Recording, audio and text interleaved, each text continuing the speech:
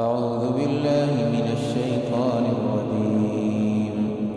بسم الله الرحمن الرحيم. يا أيها الذين آمنوا إذا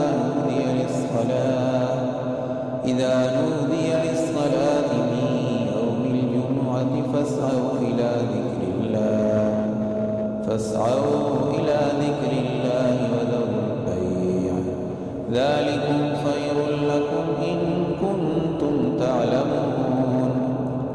فإذا قضيت الصلاة فانتشروا في الأرض وابتغوا من فضل الله واذكروا الله كثيرا لعلكم تفلحون.